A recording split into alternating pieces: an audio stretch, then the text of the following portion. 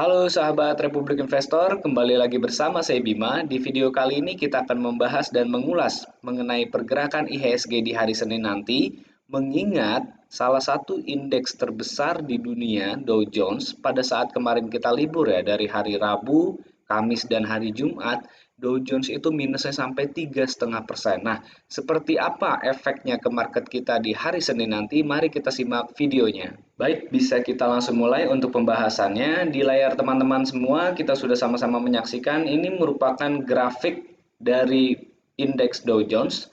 Sekarang kita bisa lihat, saya bisa memberikan beberapa tanda ya untuk teman-teman. Ini adalah 3 hari pada saat market kita libur, di mana pergerakan Dow Jones sendiri posisi minusnya itu di sekitar 3,5% dari hari Rabu, Kamis, dan juga Jumat. Nah, itu kalau dari hari Rabu. Nah, sementara kalau dari awal pekan, sebenarnya pergerakan dari Dow Jones itu sudah minus kurang lebih sekitar 6,4%. Jadi dalam sepekan kemarin pelemahan yang terjadi di market US di sana memang cukup signifikan ya. Apalagi kalau nanti sekarang kita coba ulas ya mengenai dari sisi teknikalnya, ya kurang lebih sudah menyerempet untuk mengalami breakdown ya dari sisi supportnya. Nah, ini yang perlu nanti kita antisipasi mengenai pergerakan dari market kita di Senin nanti ya. Semoga saja memang nanti pergerakannya tidak terlalu drastis ya. Dan nanti saya akan coba memberikan gambaran apakah pergerakan di pekan depan bisa kita jadikan manfaat untuk sentimen pembelian atau justru memang harus kita tinggalkan untuk sementara. Sekarang kita coba lihat dulu ulasan mengenai dari market Dow Jones sendiri. Tadi sudah saya sampaikan posisinya memang dalam satu pekan sudah melemah sekitar 6,4%. Nah, sekarang kita lihat pola double top ya yang terbentuk di area sekitar 29 ribuan dari Dow Jones, dan saya pikir ini merupakan suatu yang harus kita waspadai. Kenapa? Seperti sifatnya. Jadi memang kalau seandainya memang ini merupakan pola double top, kita tinggal membentuk level supportnya di sekitar level 26.600-an ya. Ini merupakan level support yang memang seharusnya bisa dipertahankan, tapi ternyata sudah lewat sekitar 3 hari itu ya, pas kita lagi libur itu sudah lewat. Sebentar, saya coba hapus dulu untuk price line-nya. Nah, ini level supportnya, saya coba tebalin biar teman-teman bisa sambil lihat. Nah, ini area support yang kemarin sudah 3 hari ya berada di bawah level support. Dan kalau ini ternyata double top, kita bisa menentukan target pelemahan dari Dow Jones itu kira-kira berapa. Kita tinggal tarik saja garis seperti ini. Ini merupakan area atau range harga yang terbentuk dari pola double top dari Dow Jones. Ini bisa kita pindahkan sebagai target pelemahan kalau seandainya memang terjadi breakdown ya. Dan ini memang sesuai dengan apa namanya teori ya, bahwa ketinggian yang di sini bisa kita jadikan sebagai target pelemahan untuk di sini. Kalau kita ambil garis lurus ke sebelah kiri ya, ke area sebelah kiri di sini memang terdapat gap juga. Area gap di sini juga sebenarnya bisa kita jadikan sebagai target pelemahan atau target penurunan dari Dow Jones. Kalau seandainya memang area ini dirasa terlalu rendah, area di sini pun bisa kita jadikan sebagai area target penurunan dari Dow Jones itu sendiri. Nah, intinya kalau seandainya memang terjadi breakdown dari Dow Jones dan itu sudah terkonfirmasi ada pola double top di sini, saya pikir bukan tidak mungkin Dow Jones bisa balik lagi turun ke level 24.000 sampai level 23.700.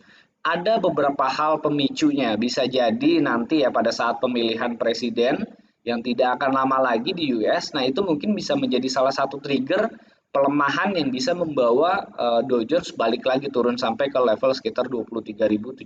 Nah, ini merupakan prediksi saya, dan nanti kita sambil lihat saja beberapa sentimen yang mampu mempengaruhi atau yang mampu membuat dari pergerakan indeks Dow Jones ini untuk turun. Selain karena ada pola double top dan di posisi saat ini memang sudah sedikit-sedikit agak nyerempet-nyerempet untuk breakdown ke bawah ya. Jadi memang tahanan di level-level supportnya itu memang agak tipis. Di area di sini pun di sekitar 26.300 merupakan area support yang sebenarnya tidak beda jauh dengan yang di posisi atas. Nanti kita tinggal sambil nunggu saja lebih banyak sentimen negatif atau positif di market US. Kalau seandainya memang lebih banyak negatif, otomatis akan memberikan pengaruh banyak juga gitu terhadap market kita nantinya. Nah, Seperti apa pengaruhnya dan kenapa kita penting memperhatikan market di US ini? Salah satunya adalah indeks Dow Jones. Sekarang saya coba untuk berikan gambaran kalau seandainya kita compare ya dengan pergerakan IHSG sendiri mengenai pergerakan Dow Jones ini, saya pikir memang perlu kita perhatikan karena nah kalau kita lihat ya dari sisi garis antara Dow Jones dan IHSG kurang lebih itu sama ya. Ketika Dow Jones naik, IHSG juga memiliki kecenderungan naik. Ketika mengalami pelemahan dari Dow Jones, IHSG pun mengalami pelemahan. Jadi sebenarnya secara sentimen ini bisa dibilang ya pergerakan Dow Jones itu yang mampu memberikan pengaruh banyak juga terhadap posisi IHSG. Nah, yang saya khawatirkan adalah ketika pergerakan di US sudah mengalami pelemahan, sementara di market kita itu masih cenderung datar saat ini. Kalau seandainya kita lihat berkaca dari pergerakan yang sebelum-sebelumnya ya, ya ini kan kurang lebih hampir sama gitu ya pergerakannya ketika naik ya naik, ketika turun ya turun. Nah saat ini market kita karena memang belum menyesuaikan kondisi di US ya pada saat libur kemarin 3 hari Rabu Kamis Jumat kita tinggal tunggu. Kalau seandainya memang turun ya semestinya bisa turun mendekati area di sekitar kalau nanti kita lihat grafik IHSG-nya ya, yaitu di sekitar bulan-bulan awal Oktober ya.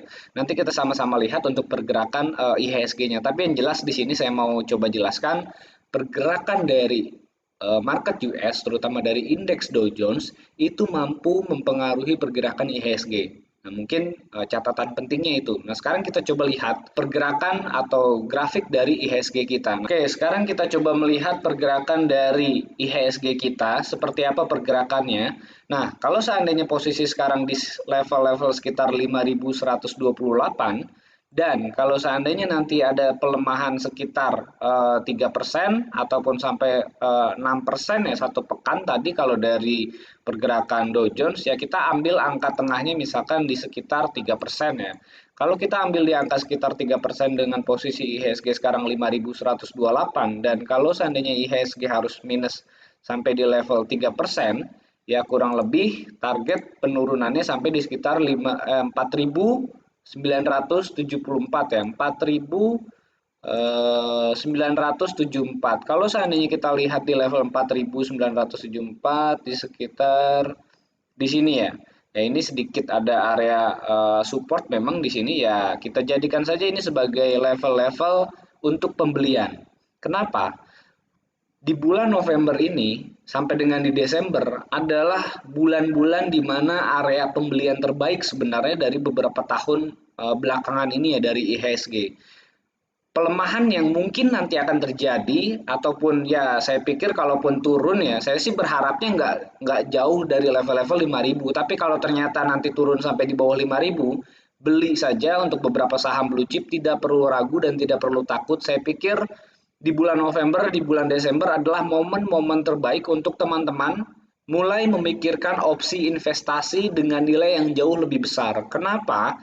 Ya karena memang di momen-momen akhir tahun inilah biasanya IHSG memiliki peluang rally itu lebih besar ya. Tidak hanya di 2 bulan akhir tahun, melainkan bisa jadi sampai di 3 bulan atau 4 bulan awal tahun ya. Jadi dari November, Desember, Januari, Februari, Maret, April itu merupakan area-area pembelian terbaik ya sampai nanti akhirnya kita take profit menjelang pembagian dividen nanti. Jadi saran saya menyambut di awal bulan November ini saya berharap teman-teman bisa mulai melihat dan coba mencicil beberapa saham pilihan blue chip ya. Dan saya berharap teman-teman tidak takut untuk melakukan pembelian gitu untuk terutama untuk di saham-saham yang blue chip apalagi ini momen-momen bulan-bulan terbaik gitu untuk performa IHSG sendiri. Coba kita lihat beberapa data dari grafik di sini kita sambil lihat ya. Dari awal tahun misalkan di 2019, oke, akhir tahun ya, dari akhir tahun 2019 mungkin dari bulan November sampai Desember kita coba lihat atau sampai ya. Nah, ini kurang lebih di 2 bulan terakhir ya, 2 bulan terakhir. Sebentar, saya coba atur lagi sampai di bulan November Desember. Nah, kurang lebih segini. November Desember di 2018 ada penguatan. Sekarang kita coba lihat di November Desember 2019 di sini ya. November Desember 2019 juga kurang lebih ada penguatan ya menjelang akhir tahun. Nanti kita lihat juga yang pergerakan di 2018 ini pun ada penguatan. Terus kita lihat lagi pergerakan yang di 2017. 2017 ini sempat ada pelemahan ya di akhir-akhir pekan, awal-awal pekan Desember, tapi menjelang penutupan itu balik naik juga gitu. Jadi kurang lebih ada sentimen positif gitu terhadap market kita di akhir tahun ya, terutama ini akhir tahun 2020. Jadi harapan saya teman-teman bisa mendapatkan peluang ini ya sebagai incaran kita untuk mendapatkan profit ya di akhir tahun ini. Dan kenapa saya mengatakan di sini adalah waktu terbaik untuk melakukan pembelian?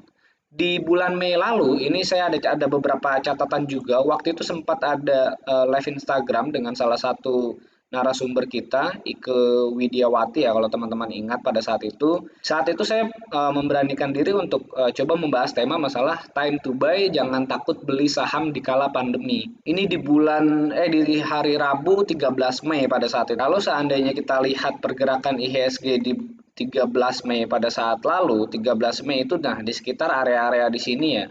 13 Mei di area-area di sini dan setelah itu IHSG terus menguat gitu. Saya berpikir memang kondisi market saat ini memang sudah bisa dikatakan price in ya dengan kemungkinan data pertumbuhan ekonomi yang kemungkinan memang minus ya di kuartal 3 ini yang akan diumumkan tanggal 5 November nanti. Jadi 5 November akan diumumkan masalah GDP kita ya kemungkinan memang minus. Tapi saya sarankan kalau seandainya memang nanti gara-gara minus itu IHSG turun balik lagi sampai di bawah 5.000, beli saham-saham blue chip, jangan takut ya. Selama saham-saham tersebut memang pergerakannya itu nggak beda jauh dengan IHSG, beli aja sahamnya apa aja silakan dibeli. Mau itu dari perbankan, consumer atau dari basic industri, silakan aja dibeli. Yang penting kita beli saham blue chip. Kalau seandainya nanti pun terdapat informasi memang IHSG itu resesi, saya pikir market kita sudah price in kesempatan kita melakukan pembelian terbaik itu pada saat memang berita negatif lagi banyak-banyaknya. Kalau nanti seandainya berita resesi itu lagi diramai-ramaikan, itu adalah waktu pembelian yang terbaik menurut saya. Dan coba jangan terlalu takut melihat kondisi market kita dalam keadaan minus. Justru keadaan minus saat inilah momentum terbaik untuk kita melakukan pembelian. Silakan teman-teman kita bisa lanjut diskusi lagi nanti di kolom komentar. Dan saya berharap teman-teman bisa ikut mendapatkan profit di 2 bulan terakhir di 2020 ini sampai dengan nanti di awal tahun 2021. Setiap kali penurunan pokoknya teman-teman jangan ragu untuk melakukan pembelian terutama di saham-saham yang blue chip. Semoga video kali ini bermanfaat untuk kita semua. Nanti kita ketemu lagi di next video. Salam cuan.